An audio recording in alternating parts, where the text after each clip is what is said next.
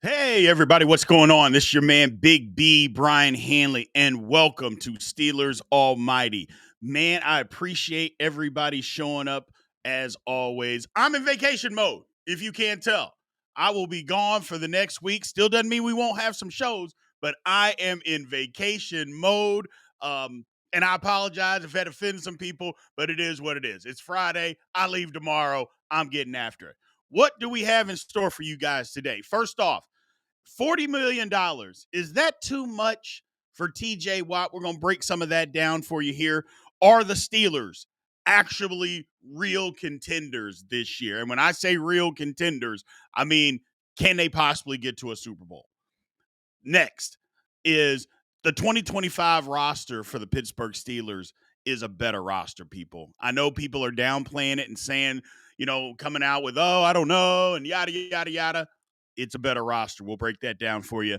And then my man, Mason McCormick. Can he hold his water? Can he be the guy? We're going to break down some of that with you today.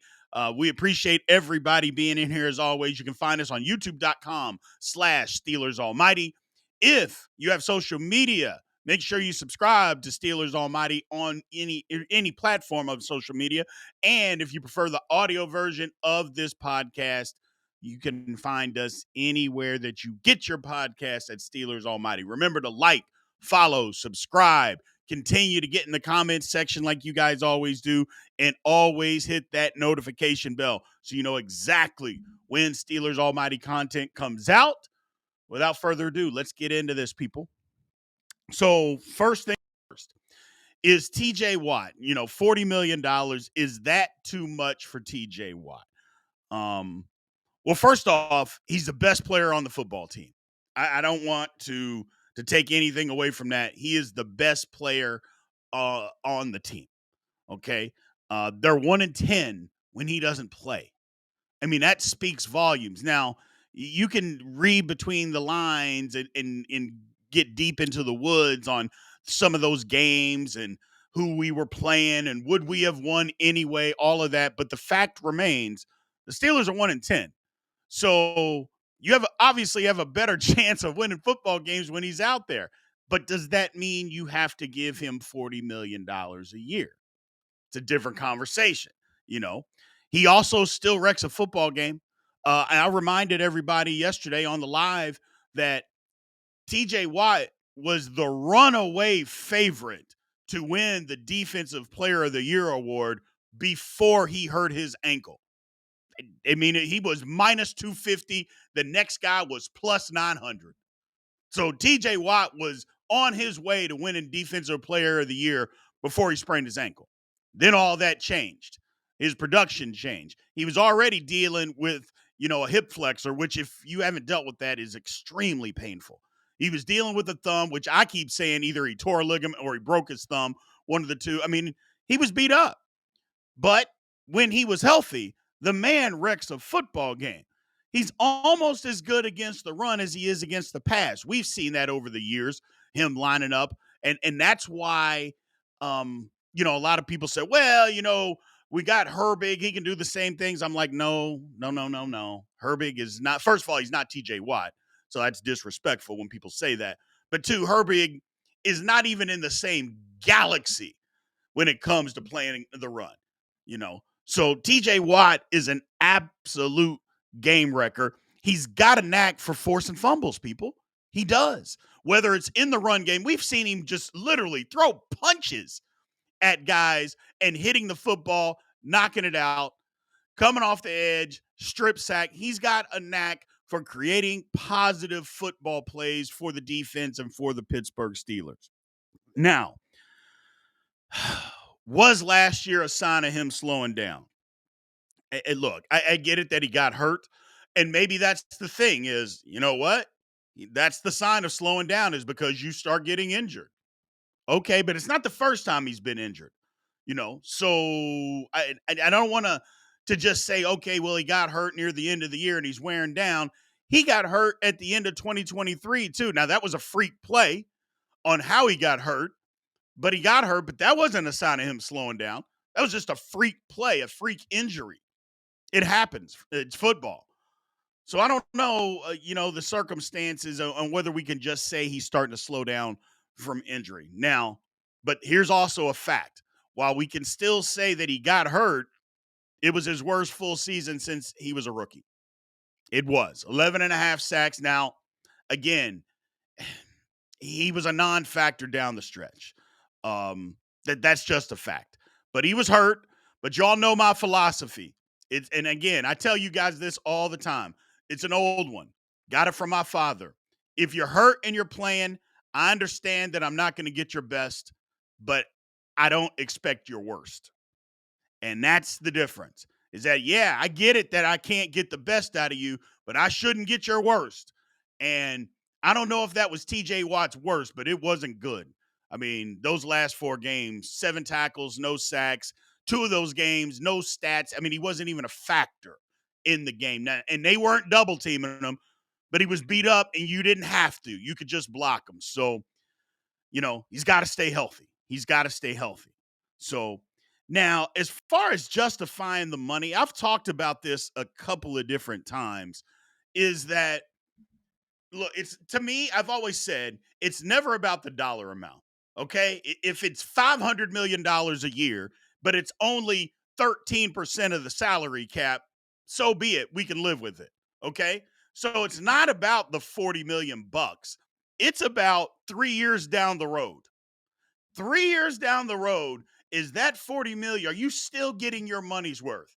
If the Steelers think that he is, or that they will, okay. But what does it look like? To me, it looks like 15 sacks or more. 15 sacks or more. That's what $40 million look like. 8 sacks isn't enough for $40 million. Look, we've talked about this. Mika Fitzpatrick, he was making a ton of money, $18 million. And whether the Steelers were holding him back or he was holding himself back, I tend to believe that it was the Steelers scheme that was holding him back. Fine. But less responsibilities doesn't equal more money. And TJ Watt, okay, you're getting all this money, but you're only getting 8 sacks a year. That's not enough. That's not enough. I mean, you're not going to pay. For instance, if he was averaging 8 sacks a year right now, would we even be talking about giving him $40 million? The answer to that is hell no. So getting 8 sacks in year 3 is not going to cut the mustard. And I know some people are just saying, oh, just give him the money. He's earned it. But you got to keep earning it. That's the difference. Or are we just okay with paying him for what he's already done and don't care about what he's going to do in the future? That's a risky way to run a franchise. I'll tell you that. And that's some of the things that the Steelers have done in the past. Pay guys for what they've done versus what they're going to do, regardless of age, regardless of what they've meant to the program. I think the Steelers are kind of moving away from that. We saw it with Mika Fitzpatrick. Hey, he's not doing the things whether he can or we don't want him to. We don't need him to do that. They're getting away from that, you know? And it's like I said, that's a risky way to run a franchise. You usually end up in salary cap hell and you can't win. The good teams figure it out. Chiefs, Eagles, the Rams went through it, but the Rams drafted well and they figured it out. I mean, teams will just figure it out. You got to get rid of somebody. You can't pay everybody. So that part, I think that's what the Steelers are dealing with as far as the dilemma right now. Now, I mentioned that he can't get injured, but again, I'm not blaming him for being injured, but you can't. It's and I know the old adage, the best ability is availability, and that will always hold true. But he can't be, well, yeah, we gave him this money. Now he's playing 9 games and he played 11 games and he played. No, we can't have that. And again, it's not his fault. I just talked about a freak injury earlier. It happens in football, but you got to try to stay away from it, man, the best you can. And football's a crazy game, a reckless game, and you got to be reckless with your body to even go out there and play the game. But it can't be we give the guy $40 million and then, okay, now he's hurt 2 years in a row and he's played 16 games in 2 years. That would be devastating for the franchise. Not saying we can't ever recover, but you just wrapped up that amount of money. Now, that could happen to anybody at any time. but he's got to be on the field. Again, we talked about it. They're 1-10 without him. Got to figure out a way to stay healthy. And he can't slow down in late November and in December. When we've talked about TJ Watt here on Steelers Almighty, the biggest gripe that people have had about TJ Watt is him slowing down during that time period. That has literally been the biggest gripe, is that he doesn't show up late in the season, whether he's hurt or whether just not productive. And that's something that can't be, because look, unless the Steelers are 13-3 and they got things wrapped up with 2 or 3 weeks to go in the season, down the stretch is the most important time of the year. I never say that the first game isn't important and that every game isn't important. But when you're fighting and jockeying for playoff position or a possible division title, clearly the end of the season means more. It just does. That's okay. But you got to show up. You got to be there for all 17. And you got to be a difference maker. Again, $40 million, there comes some responsibility with that. And with that responsibility means game 17, if everything's on the line for a division title or a playoff berth, I need to bring it. I need to be there. So that's what we need out of TJ. So it'll be interesting. But I think he still is going to get signed, but it's going to be interesting. This may go on a little longer than what Steeler fans actually want, or maybe even the Steelers brass, but we'll see what happens, man. Let's go to the poll question. So poll number 1, what is the most critical factor you need from TJ Watt's performance moving forward if he re-signs? Is it A, stay healthy? The rest will take care of itself. B, produce at least 13 sacks per season. C, the overall performance of the Steelers defense. Or D, provide leadership and be the glue for the defense. Good poll question for this one. Real good poll question, people. Make sure you put a 1 in front of the letter that you're answering so we know exactly what poll question that you are answering. Let's move on. Are the Steelers real contenders? Can they get to a Super Bowl? Can they possibly win a Super Bowl? Can they win the division? I guess we should start there. Looking at it from a perspective of last year to this year, and we'll get into the roster here in just a minute. But outside of the roster, I mean, the schedule's a little bit easier, than what it was. I'll dig that. Schedule's a little easier. Steelers are a little better. But let's dig in a little bit. To me, and this would be interesting to see what you guys have to say, but I think this is the best roster since 2017 from top to bottom. Now, here's the thing. I know some of your heads are probably exploding.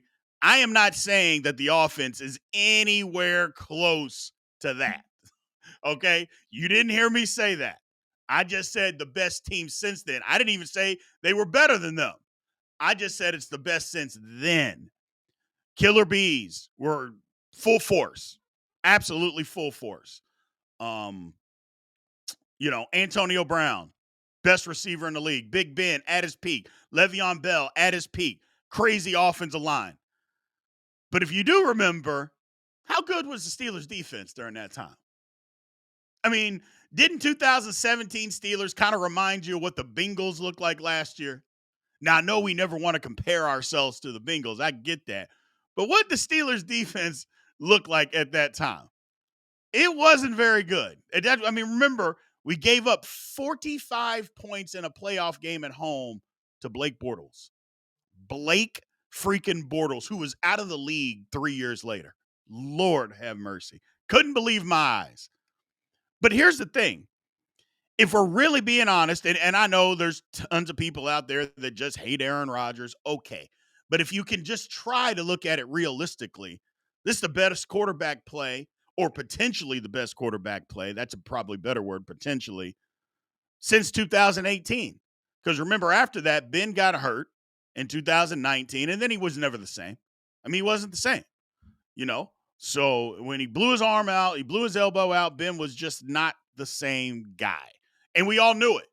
We watched it. Even that 2020 year, the COVID year when we started 11-0, real Steeler fans knew, yeah, this is not sustainable.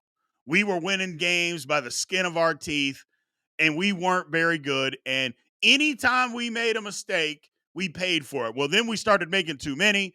Teams figured out that, oh, they're just going to throw the football after 2 seconds. They're not going to do any bends in the shotgun all the time. Doesn't even drop back anymore. I'm like, yeah, teams figured it out. And they did. And then we ended up getting blown out at home by Cleveland, of all people. Lord have mercy. In the playoffs. Disgusting. Just utterly disgusting. But this is the best roster, top to bottom. Now, again, I'm not going to say that the offense is anywhere close to that offense, but our defense is so much better than that defense. It's not even funny. I mean, it's not even up for debate.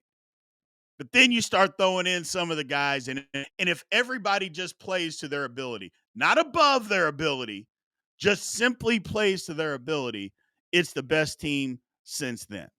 Because if you remember after that, Le'Veon quit, AB went nuts, Juju wasn't the guy. Remember Juju had that great rookie year, but when he had to be the guy, he wasn't, because he needed Antonio Brown to take the pressure off. I don't know. To me, it just didn't seem the same after that. And it wasn't, and it hasn't been. I think this is our best chance to do anything since then, in my opinion. Now, again, you didn't hear me say that this version of the Pittsburgh Steelers is better than that 2017 version. You didn't hear me say that, because I'm not saying that. All I'm saying is this is the best version of a complete football team that we've seen in a while, and we still have question marks.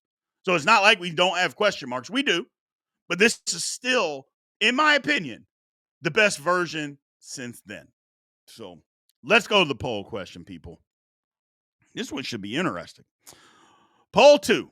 What position do you think needs the most improvement from last season for the Steelers to be serious contenders? Is it A, offensive line, B, quarterback, C, wide receiver, D, defensive secondary, E, running back, F, defensive line, G, linebacker, or H, coaching? One of the better poll questions that we've had in a while, ladies and gentlemen. I will admit that. One of the better poll questions that we've had. I'm real interested to see what you guys have to say about this one. So make sure you put a 2 in front of the letter for your answer, so we know exactly what poll question that you guys are answering. We're here at the halftime, people. And at halftime, look, I want to tell everybody again, thank you very much for all the support that you guys have given us, man. Thank you very much. As far as our memberships and everything is concerned, I got a couple of emails. Look, we made some changes to the memberships, people. We lowered the prices on those. Anytime you do that, YouTube kicks everybody out and makes you re-sign up to be a member. So we apologize for the confusion, but we did do it in your all's favor, for your all's advantage.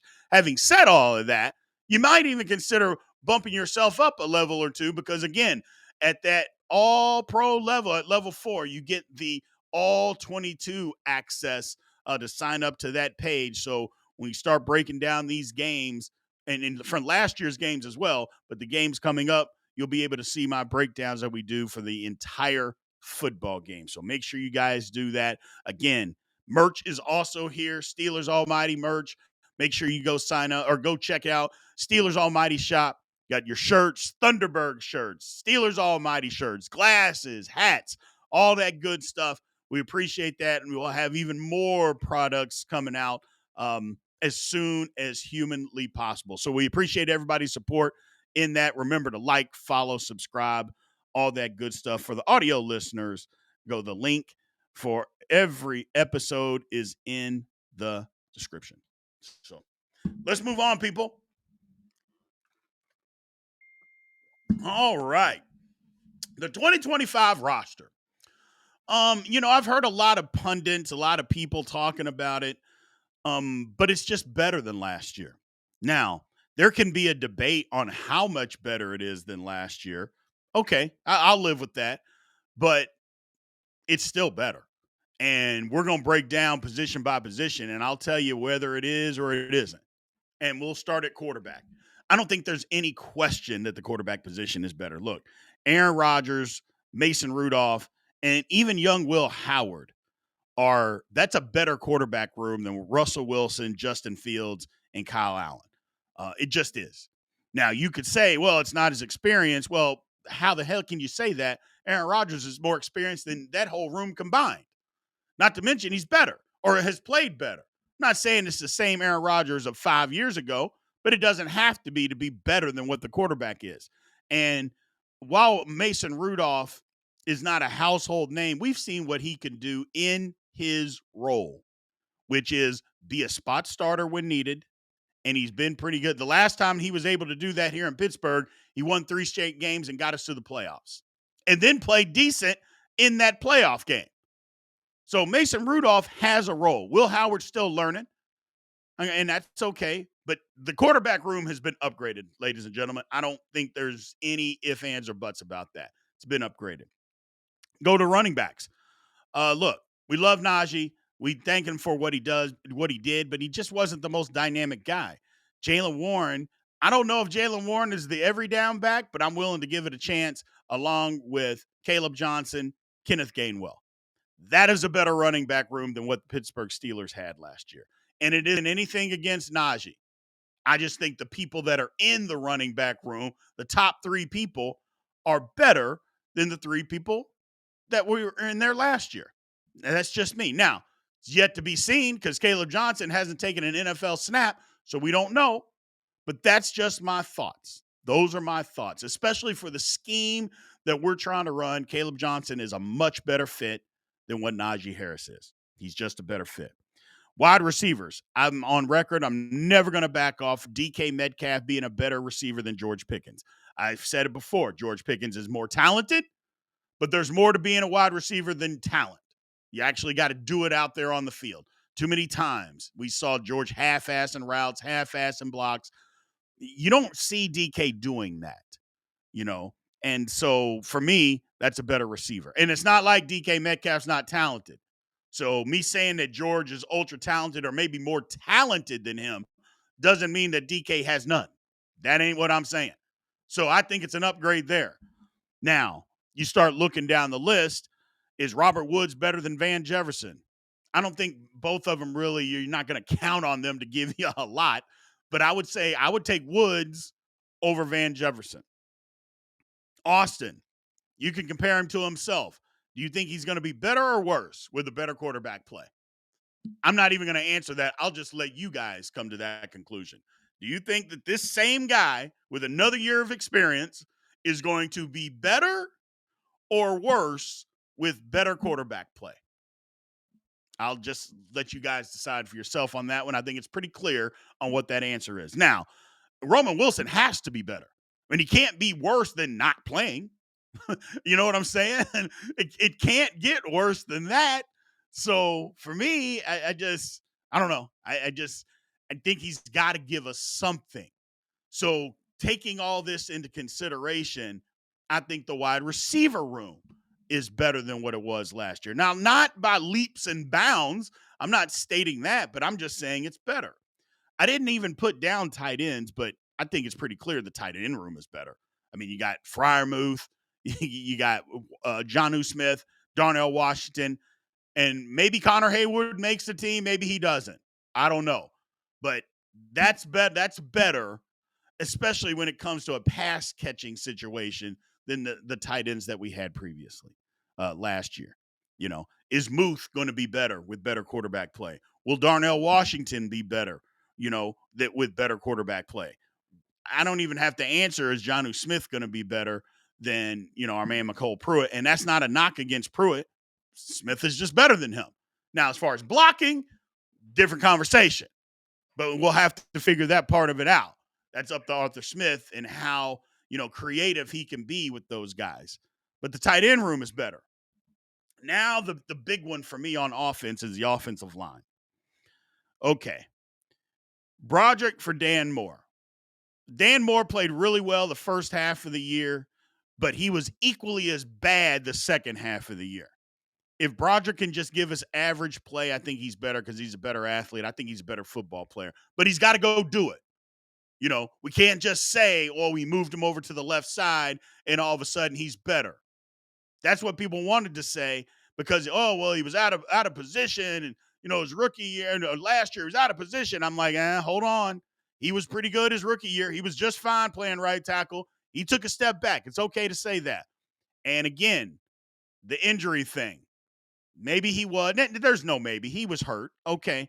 But like I mentioned before, it's okay to not give me your best when you're hurt, but it's not okay to give me your worst. And I feel like we got a lot of just the worst out of Broderick Jones. It was bad.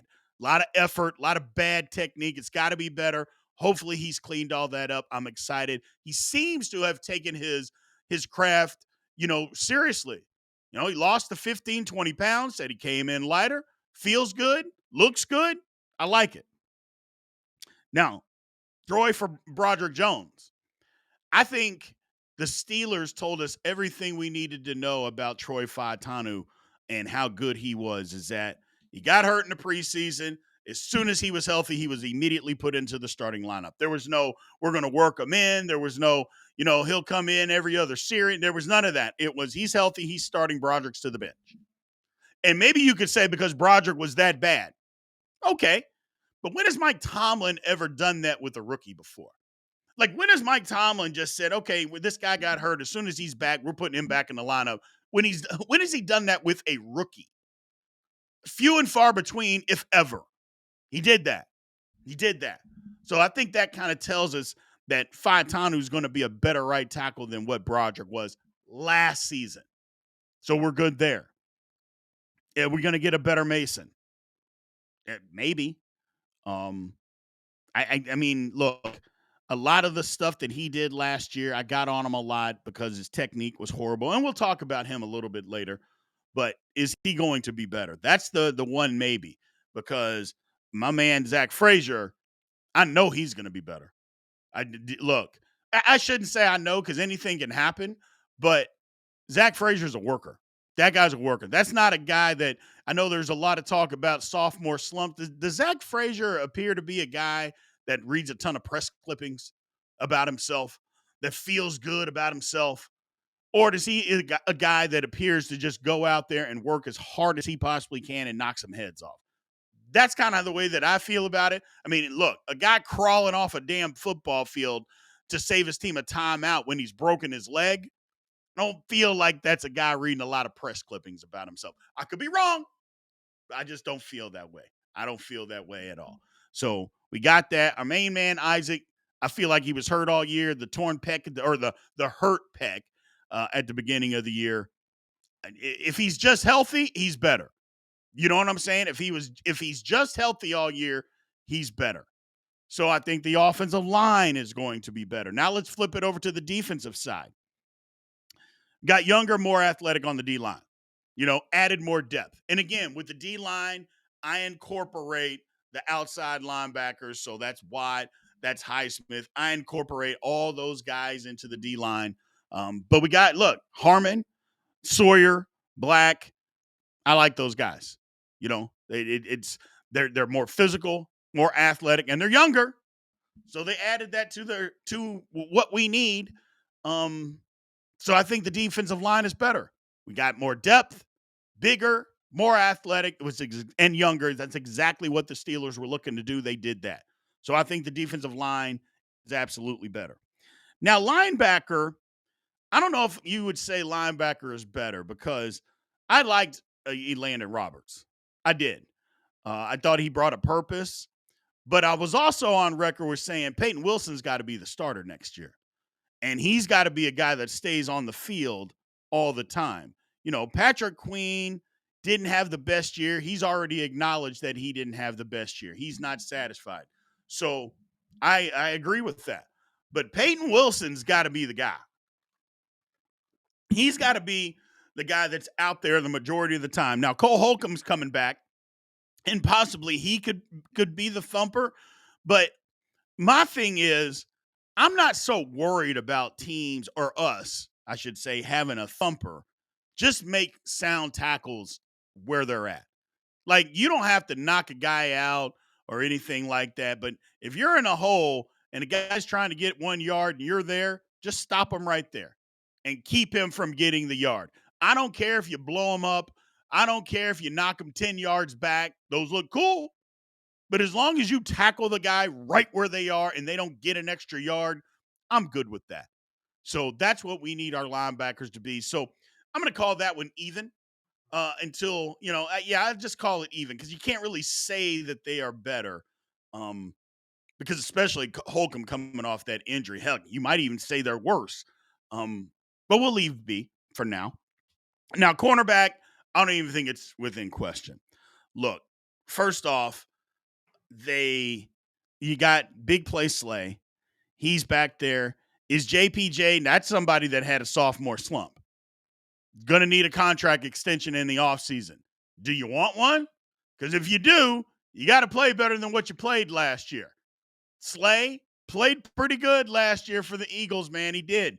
I know he's 34 years old. He's ancient. But that doesn't mean he didn't play well. Okay? He played well at 33. Does it mean he's going to play well at 34? No. But everything's on paper at this point. And he is an absolute upgrade over Dante Jackson, people. Okay? I don't care if the man is 75 years old. He's still playing football. And what he did last year is leaps and bounds better than what Dante Jackson did. So the cornerback's upgraded. Not to mention, Ramsey. If he plays nickel corner, that's a huge upgrade over Beanie Bishop. Again, no shot at Beanie at all. But Jalen Ramsey's going to Hall of Fame, people, and can play nickel. Great. Slide him in. And if JPJ, like I said, if he's better, you're telling me that's not better than what the Steelers threw out there last year? Come on. Don't kid ourselves. Don't kid ourselves.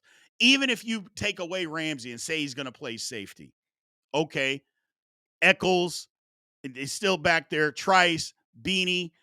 Again, they got to do it. And I didn't like what I saw out of Trice near the end of last year. But the cornerback room is better. There's just no denying that. It is better than what it was in 2024. Go to safety. Now, Minka's going to be missed. Yeah, I don't care if Jalen Ramsey is supposed to be back there or not. Minka's going to get missed. And his leadership, his ability. And yeah, I'm not talking about the splash plays. I'm talking about teams just not testing them. Nobody threw the ball over our head because Minka was back there. So he's going to be missed. He is. But with the lack of responsibilities that they had Minka doing last year, and what I mean by that is that they didn't have him doing a lot near the line of scrimmage. It allowed, I don't want to say it allowed Deshaun Elliott to be the player. It just allowed him to be closer to the box, to do the things that he does well. Deshaun Elliott still had to go make the plays. It's one thing for you to say, okay, well, Minka's back here, so go do your thing, and then you not make the plays. He still had to go make the plays, and he did. He did. So I'm not going to tell you that safety's better. I don't care even if they bring in somebody or if Ramsey play. I'm not going to do that because I'm not going to disrespect Minka that way. But I am saying that you can get somebody to do the job that the Steelers were asking Minka to do and not have to pay somebody $18 million to do it. That's all I'm saying. They were asking him to be the last line of defense and the center fielder. You can find that. Is it going to be as good as Minka? No, it's not. But you can still find that.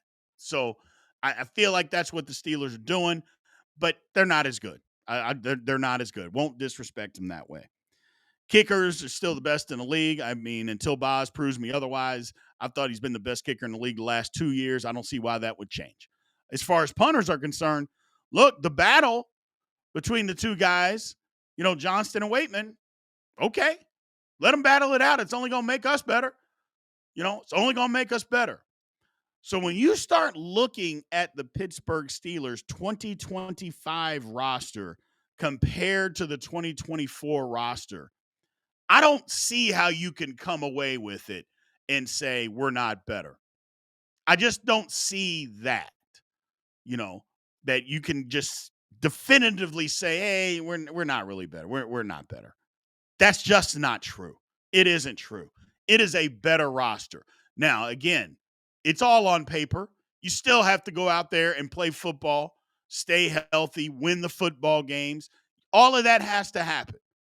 But everything is on paper. I keep saying that, and people want to argue with me. I'm like, nobody's played it down yet. Everything's on paper. So, yes, the Steelers still need to go do their thing. But this is a better roster, top to bottom, than the 2024 roster. And that team won 10 games with a tougher schedule. So there is light at the end of the tunnel, people. It doesn't have to be doom and gloom like some people are trying to tell you. Let's go to the poll question.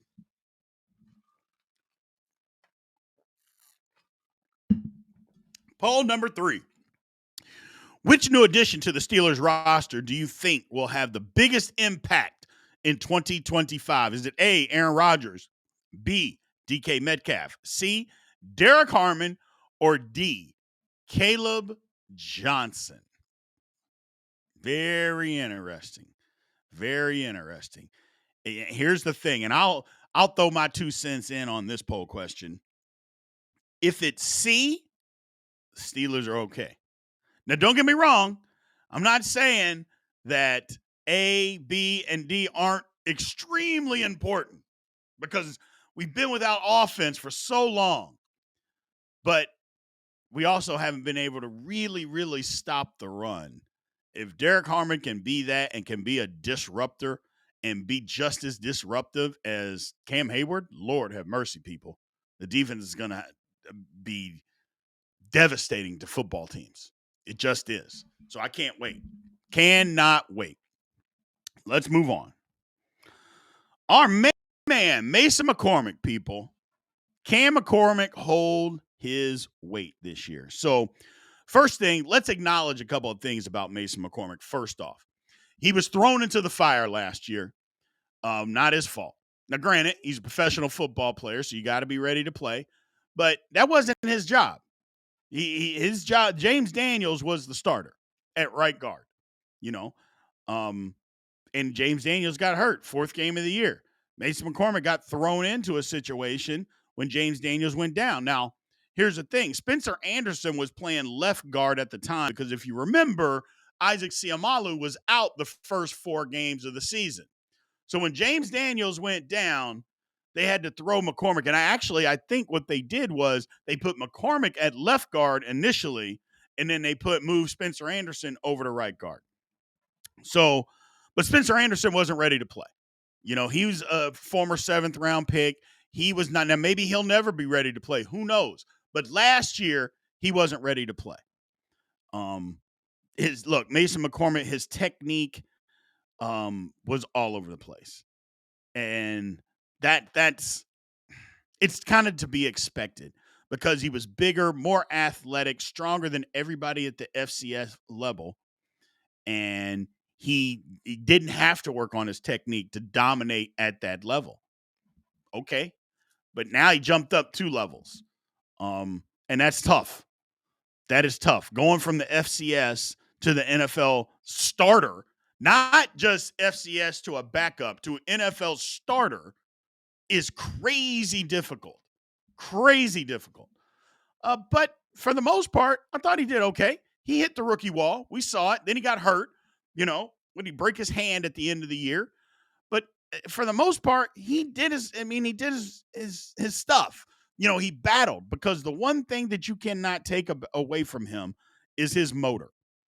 His motor and his fight, those things can't be taught. Okay? So since you can't teach guys that, and he already has it, throw in a little bit of technique in there, and you've got yourself a solid guard for the next 8 to 10 years. That's what Pat Meyer needs to be doing with him. That's what McCormick should have been doing all off season. Getting stronger and working on my technique. Hands, feet, constantly. We did an all 22 breakdown. If you guys haven't seen it, you're going to see it because it'll be out of the offensive line, basically against the Eagles last year. I highlighted McCormick in a lot of those. And the technique was bad. And this was at the end of the year. So, and this was after he had hit the rookie wall. We saw it, but it is what it is. If he can clean all that up, we got an opportunity. Now, we talked about Spencer Anderson not playing, but is Spencer Anderson able to play now? Because remember, he was ahead of McCormick on the depth chart. So initially he was ahead of him, wasn't able to play. Okay. Is there competition now? Is that something that's going to come into play? You know me, play the best player. I don't care who you are. The best player always gets to play. So maybe a little real competition might even spark and make each other better, which is great. Number one, because our starter now has sharpened his iron. But two, the backup has done the same thing. I think McCormick is better than Anderson. I don't even think there's any question. But maybe Spencer Anderson's gotten better too. I hope he has. But bottom line is, if we can get some technique in our man McCormick, we got something, people. I'm telling you, because again, he's that guy that hits right after the whistle. That's who McCormick is. He's the guy that goes a little bit late, with the extra push, the extra shove, the extra block. He's that guy. And we love having that guy on our team. We hate playing against him, but we love to have that guy on our football team. And we got two of them. We got two because Zach Frazier is the exact same way. That just pushes you just after the whistle, just enough to piss you off. I love it. So hopefully McCormick can get into this and he can get his technique together and we can get some things done with him this season, man. Because I'm excited for him. I really am. Let's go to the poll question. Poll 4. What would be the biggest factor in McCormick's performance this season? Is it A, his technique and fundamentals, B, his ability to stay healthy, C, line, chemistry, and support, or D, coaching and preparation? Very interesting question for our man McCormick. Poll number 4. Make sure that you put a 4 in front of the number so we know exactly what poll question you guys are answering. So look, man, we're about a month before training camp, and there's nothing going on. I talked about this morning on the walk. I don't think the Steelers are going to make any moves between now and training camp. So don't be bent out of shape if you don't see anything, because they technically don't need to make any moves. I know we all want a wide receiver too. I'm included in that. But I don't think we're going to see anything like that until we get into training camp and maybe around the halfway point, because the Steelers want to see what they have. They want to see, does somebody on this roster have that ability to take over that position? If they do, great. If they don't, then we can go fishing. So don't be discouraged. Don't beat yourself up or beat on the Steelers more than what we need to, because trust me, they need to be beat on some. Don't do it more than that, thinking that they have to make a move here in the next month to make everything work, because they don't have to just yet. They got time. They got time. So either way, it's a fun time. Training camp is right around the corner, ladies and gentlemen. I'm excited. So that's all I got for you today. Look, next week, it's going to be a fun week. I can't give you the schedule 100% because I don't know exactly when and where I'm going to be. I'm on vacation. Heck, I've been on vacation since 9 o'clock this morning, ladies and gentlemen. You think it's only water in here. You think that. But I can't promise you that it's not something else. Did I find Thunderbird? Did I find some Night Train? Did I find any of those things and drop it in the Steelers almighty mug? I don't know. But the bottom line is I'm still going to be around next week, man. So I appreciate everybody for being in here. I love you guys. My man, Big G, things are getting better. They're starting to look up for him. Again, say your blessings, say your prayers for our man, Big G. We love him. And just like I love you guys, thank you for all the support. Appreciate you, and aloha.